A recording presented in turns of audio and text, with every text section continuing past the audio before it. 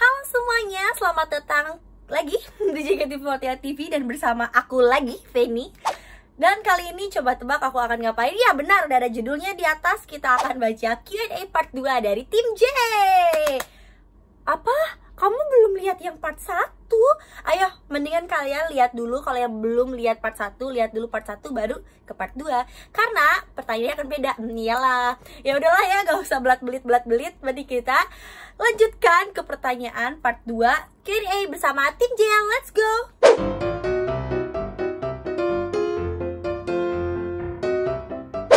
Dari Kavina, untuk Lisa, apa hiburan paling utama kamu selama karantina diri ini?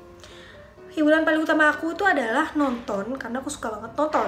Biasanya aku nonton drama Korea atau nonton series barat. Kalau misalnya nonton drama Korea, belakangan ini aku lagi suka nonton drama kolosal, salah satu drama kolosal terbaik, namanya itu Mr. Sunshine. Kita harus nonton guys, itu bagus banget, benar-benar bagus banget. Aku lagi nonton itu. Terus drama Korea lain juga aku nonton juga. Aku lupa sih karena aku kebanyakan nonton. Jadi kadang aku kalau merekomendasiin harus lihat dulu kemana-kemana aku nonton apa gitu. Tapi itu banyak deh drama Korea aku tontonin karena aku suka nonton. Terus kalau series barat, aku lagi nonton Game of Thrones lagi ongoing. Akunya yang lagi ongoing nonton. Dan doakan aku sabar guys, karena itu ada season 8 dan aku harus bersabar. Aku harus nonton semua season biar tahu alur ceritanya itu seperti apa. Jadi doakan aku bertahan ya guys. Terus aku juga nonton Defending Jacob. Terus aku nonton apa lagi ya? Black Mirror. Ya banyak deh, aku series barat aku tontonin sih, aku suka. Karena aku suka nonton, jadi series barat dan Korea itu aku tontonin gitu. Terus apa lagi ya? Saya nonton, udah sih aku kebanyakan nonton. Kadang nonton YouTube juga, kayak podcast YouTuber gitu suka aku tontonin karena bagus-bagus sih gitu. Atau aku misalnya nonton ini nih, channel yang biasanya nyeritain tentang misteri-misteri gitu, storytelling gitu loh, itu bagus. Jadi hiburan utama aku adalah nonton selama karantina. Kalian apa? Gantian aku nanya, kalian apa? Aku dapat pertanyaan dari Kak Alifa, katanya kalau permohonan Ani dan Triple Team itu terkabul, apa yang akan dilakukan Ani pertama kali?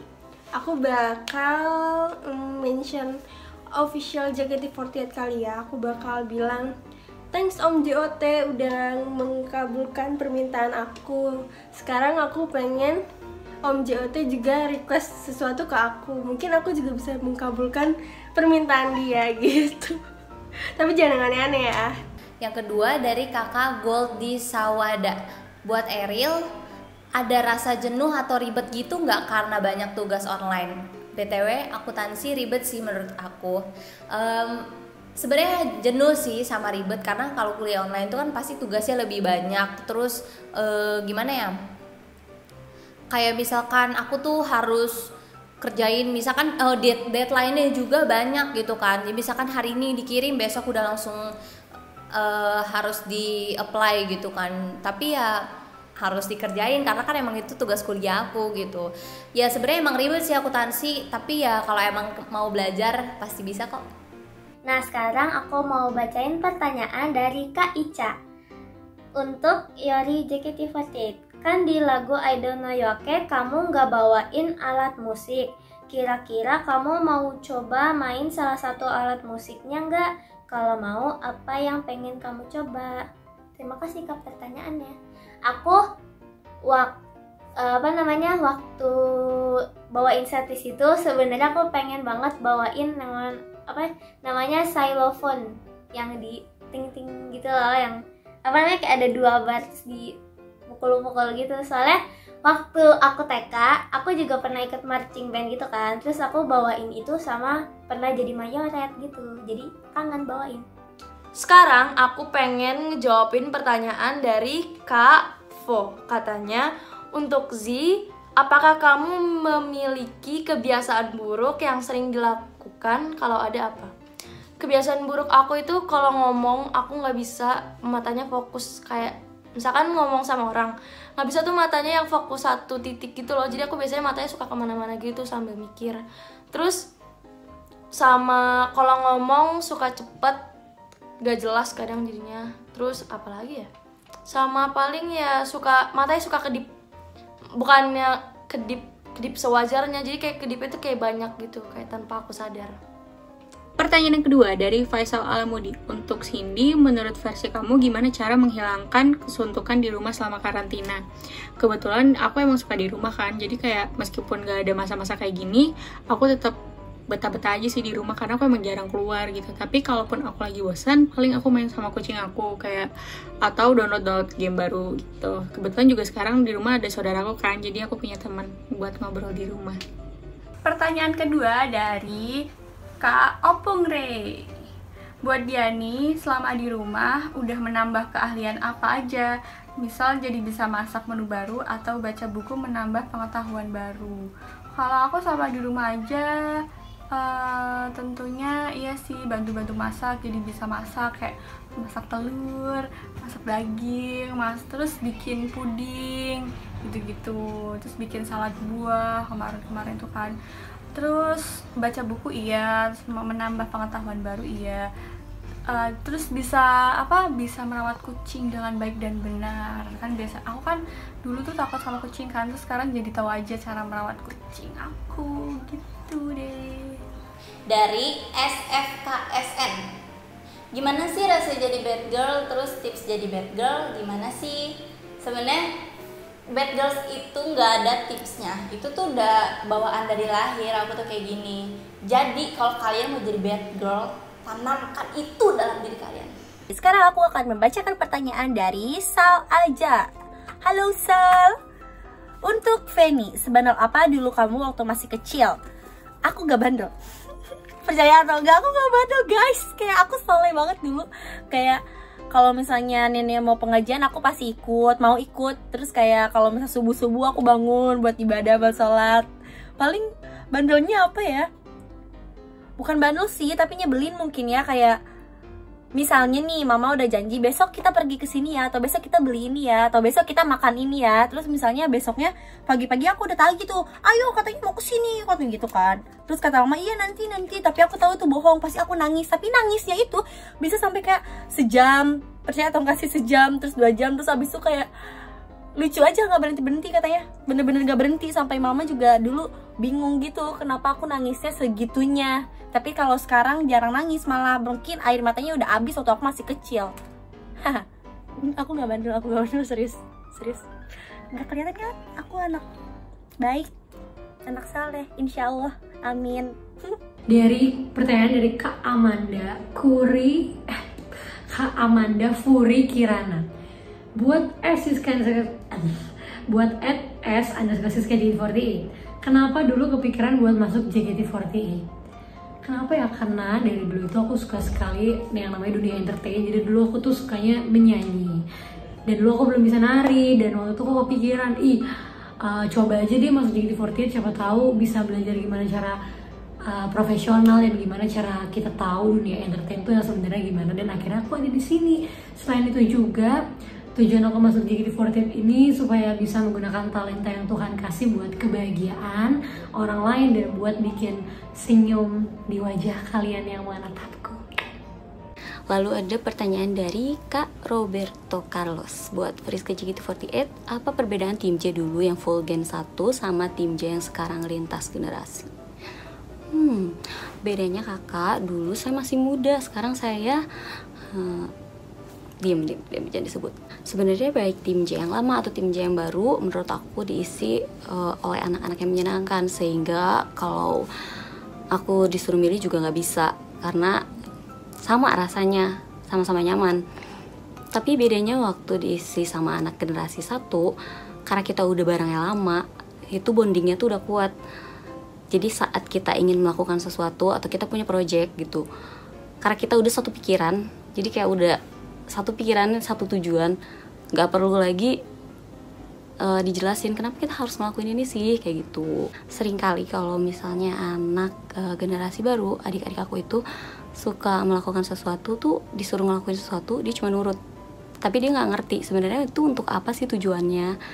Nah makanya sebagai senior di JKT48 itu harus memberikan pengertian itu, karena mereka lebih berpengalaman. PR-nya para senior JKT48 untuk lebih memperhatikan adik-adiknya supaya mereka bisa lebih baik daripada kita, atau bahkan bisa lebih baik daripada yang pernah ada di JKT48. Aku percaya banget adik-adik aku ini punya potensi untuk menjadi sesuatu dan bisa menjadi orang yang lebih hebat daripada senior-seniornya. Sekarang aku mau jawab pertanyaan dari Kak Tirta. Untuk Briel, harapan dan cita-cita di Fang selama menjadi member JKT48 apa aja? Apakah harapan dan cita-cita itu sudah terwujud? Semangat terus deh Fang. Terima kasih banyak Kak Tirta. Harapan dan cita-cita harapan aku sih semoga aku bisa lebih bersinar. Dan cita-cita aku menurut aku ini cukup tinggi, tapi ini justru yang bikin aku jadi semangat buat ngegapainya. Aku pengen masuk Senkyo, jadi Senbatsu, dan jadi frontliners. Apakah harapan dan cita-cita itu sudah terwujud? Menurut aku sih belum ya. Tapi aku gimana ya? Semangat terus sih buat ngelainnya karena dukungan dari kalian semua. Jadi dukungan dari kalian semua itu yang bikin aku semangat banget pengen bikin cita-cita itu terwujud. Jadi semuanya mohon bantuannya juga ya. Dan aku ingin menjawab pertanyaan dari keluarga bos, yaitu bagaimana cara agar bisa membuat seseorang pandai bersyukur menurut perspektif psikologi. Oke, jadi bersyukur itu ya bersyukur aja, bersyukur dalam setiap keadaan. Bukan cuma ketika kamu senang doang, atau ketika kamu mendapat hadiah, atau ketika kamu bisa liburan senang-senang itu kamu bersyukur, itu enggak. Jadi menurut aku bersyukur itu ya ketika kamu dalam masa-masa sekarang juga itu bisa kamu syukurin loh. Banyak banget yang bisa kamu syukurin. Salah satunya adalah kamu jadi bisa quality time dengan keluarga. Mungkin sekarang yang tadinya kamu jarang di rumah, tapi sekarang kamu ada kesempatan buat di rumah, itu juga bisa kamu syukurin. Terus juga berkat-berkat kecil, kayak misalnya kamu bisa ada sampai hari ini, kesempatan untuk hidup, bisa makan, bisa minum, sampai hari ini aja itu juga bisa kamu syukurin gitu. Jadi menurut aku bersyukur itu bukan ketika kita seneng doang, tapi ketika kita sedih juga itu bisa kamu syukurin kok. Dan juga bersyukur itu bukan tentang hal besar aja, bersyukur itu bisa dimulai dari mensyukuri hal-hal kecil yang aku bilang tadi gitu. Oke, jadi aku mau jawab pertanyaan kedua dari Nathaniel Putra buat melatih hal pertama kali yang pengen banget dilakuin setelah pandemi itu apa? Kayak aku pengen banget berenang kali ya, karena sebelum pandemi ini aku berenang seminggu 2 kali. Karena sudah jadi terbiasa, aku tuh kangen gitu kayak berenang. Lebay. Ya aku pengen banget berenang. Selain berenang, aku pengen banget makan. Aku pengen banget ke tempat makan pempek yang biasa aku makan. Aku pengen banget makan ramen ke tempat ramen yang biasa aku makan. Tapi sekarang nggak bisa. Jadi setelah pandemi aku pengen banget makan, berenang, melakukan sesuatu yang udah lama tidak aku lakukan. Kali ini aku mau jawabin pertanyaannya Kak Alimin. Nah, Kak Alimin nanya nih, Lala suka band luar nggak? Dan genre musik apa yang aku suka? Aku suka kayak boy group atau girl group gitu, K-pop dan Mandarin pop. Dan juga genre musik yang aku suka itu pop. Tapi as long as kalau lagu-lagunya apapun itu enak didengar, easy listening gitu, aku suka yang pasti. Dan kalau misalkan kakak kepo sama lagu apa yang sering aku dengerin atau member-member lain yang sering dengerin, bisa dicek di Twitternya Tim J.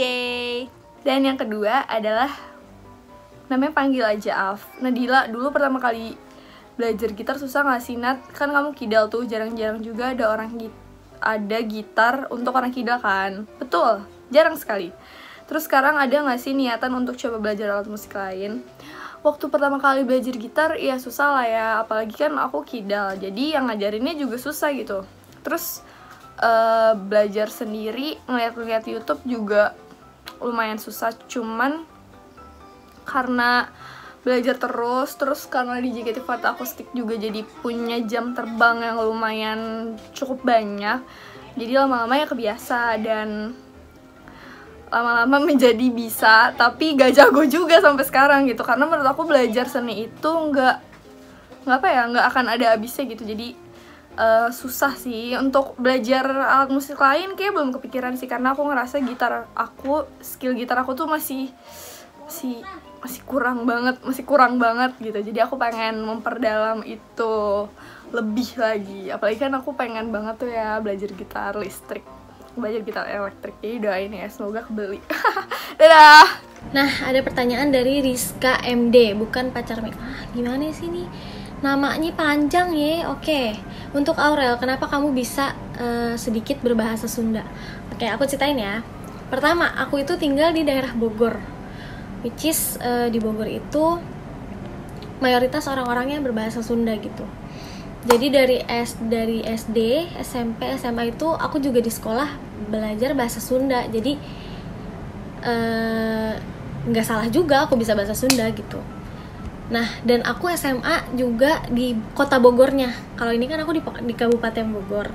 Jadi semua teman-teman aku juga berbahasa Sunda gitu. Jadi aku belajar dari mereka gitu. Nah, dan yang kedua ada keluarga aku yang di Bandung. Jadi kalau misalnya kita lagi kumpul keluarga, jadi mereka juga bahasanya bahasa Sunda gitu. Logatnya juga logat Sunda. Jadi aku juga bisa belajar gitu. Why not? Berbahasa banyak berbahasa itu lebih baik. Dan sekarang aku mau jawab pertanyaan dari Kak Huda Ramadan. Kamu kan sensitif sama hal-hal yang berbau gaib. Pengaruhnya besar nggak sih ke kegiatan sehari-hari kamu, dan kamu masih sering ngerasa takut atau sudah terbiasa? Pengaruhnya besar atau enggak? Sebenarnya enggak, karena kan aku yang pernah melihat hal-hal gaib. Cuman aku tuh bukan anak yang indigo yang bisa ngeliat setiap hari, yang tahu di ruangan ini tuh ada makhluk apa, itu tuh enggak kayak gitu. Jadi nggak ngerasa terganggu banget di kehidupan sehari-hari aku. Cuman kalau misalnya merasa takut tuh pasti ngerasa sih, karena kan aku ngeliatnya tuh dari SMP, dan aku ngerasa takutnya itu nyampe sekarang tuh masih sering takut, parno gitu-gitu. Jadi kalau misal ke toilet atau ke dapur tuh pasti minta ditemenin ibu. Tapi kalau misal di kosan, kalau mau ke toilet tuh pasti harus bawa handphone. Jadi aku nggak mau ke toilet tuh bener-bener sendirian, gak ada yang nemenin aku gitu. Itu. Selanjutnya aku mau jawab pertanyaan dari Kang Halu. Wah, ini orangnya pasti suka halu ya. Oke, pertanyaannya, apa yang membuat kakak betah di JKT48? Gitu aja sih. Oke, gini. Satu, selain karena emang aku hobi di entertain, aku suka nyanyi, aku suka nari, aku suka tampil di depan orang banyak kan. Dan dulu tuh buat jadi member tuh susah banget, dari ribuan orang yang daftar. Kayak aku beruntung banget bisa jadi member JKT. Jadi kayak aku betah di sini karena selain itu hobi aku, itu juga merupakan salah satu jawaban dari impian aku gitu. Dan karena kan aku anak rantau ya, jadi aku lebih sering ketemu sama teman-teman di JKT, sama teman-teman yang nonton alias kalian semua, sama staffnya, dan udah kayak rumah lah buat aku. Jadi udah nyaman. Kalau udah nyaman kan susah buat berpindah. Asik. Sekarang aku pengen jawabin pertanyaan dari Kak Peu. Paunya 3 kali guys. Untuk Juli, terakhir merasakan sedih karena apa? Bagaimana cara menghilangkan sedih tersebut? Aku terakhir merasakan sedih karena Oma meninggal. Jadi aku sebenarnya sempat nyesel sih waktu Opa meninggal. Aku kan nggak ngeliat dia untuk terakhir kalinya ya. Dan untuk Oma meninggal ini juga aku nggak bisa ngeliat dia untuk terakhir kalinya gitu. Tapi yang lebih parah lagi, kan dia lagi pandemi gini kan. Jadi aku nggak bisa pulang ke Manado sama sekali. Jadi ngeliat mayat Oma untuk terakhir kalinya aku nggak bisa gitu. Itu sedih sih, kayak terpuruk. Apalagi ini kan aku Oma ya, dan kalau mama tuh seorang yang langsung mama, ibu kandungnya sendiri gitu. Kayak aku lebih sakit sih ngelihat mama ketika mama nggak bisa ngelihat ibunya terakhir kalinya gitu. Terus kayak menurut aku ya emang itu udah jalan Tuhan sih ya, mau gimana lagi gitu kan. Aku cara mengatasi aku sedih, aku lebih belajar ikhlas sih. Maksudnya kayak tiap aku sedih dalam hal apapun juga, kalau misalkan aku ikhlas, aku bakal bisa ngelupain itu secepatnya gitu. Meskipun ini dalam konteks keluarga, tapi ya gimana sih, kan waktu kan harus berjalan kan. Masa kita diam di satu tempat yang semestinya itu udah harus kita jalanin aja gitu. Begitu. Terima kasih semuanya, semangat ya yang lagi sedih. Bye bye. Thank you Kak Peu. Nah, sekarang Selin mau baca pertanyaan dari Kak LCKH dalam kurung Lucky. Buat Selin, bagaimana cara Selin semangat dan bangkit ketika mengalami hal yang sulit atau bikin down?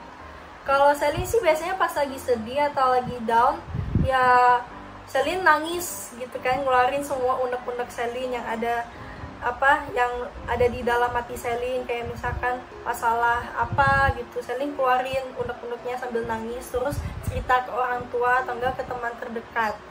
Terus selain itu Selin juga kadang sampai cari kesibukan sendiri gitu, kayak misalkan Selin nonton film dari pagi sampai malam gitu, ngilangin stresnya gitu, ngilangin rasa sedihnya. Kalau kalian misalkan lagi sedih, kalian juga bisa cobain kayak apa, curhat ke teman kalian atau ke keluarga kalian, orang tua sih lebih tepatnya, atau enggak kalian cari kesibukan sendiri kayak